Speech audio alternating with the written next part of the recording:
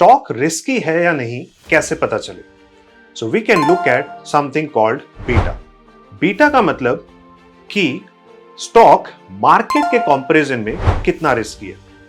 इसे आप जब कैलकुलेट करेंगे सो मान लीजिए बीटा निकल कर आता है 1।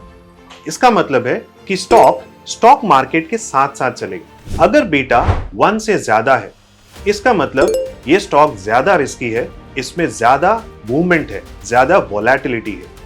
एंड वहीं तीसरी तरफ अगर बीटा 1 से कम है तो इसका मतलब ये सेफ साइड है, इसमें वोलेटिलिटी कम है। फॉर एग्जाम्पल अगर मार्केट 10% गिर जाता है तो अगर किसी स्टॉक का बीटा 1.5 हुआ तो वो स्टॉक करीब करीब 15% गिरना चाहिए।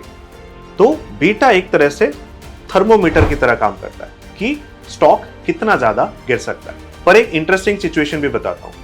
ऐसा भी हो सकता है कि एक लो बीटा स्टॉक यानी कि मान लीजिए 0.8 बीटा वाला स्टॉक कभी 10% गिर सकता है जब मार्केट सिर्फ 2% गिरा हो।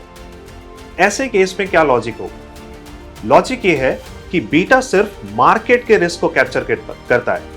मार्केट अगर 2% गिरा पर स्टॉक अगर 10% गिरा मतलब स्टॉक के कुछ स्पेसिफिक रिस्क भी हैं, कंपनी के कुछ स्पेसिफिक रिस्क भी हैं जो बीटा में कैप्चर नहीं हुए। तो इन्वेस्टमेंट सिर्फ बीटा को देखकर भी ना करें।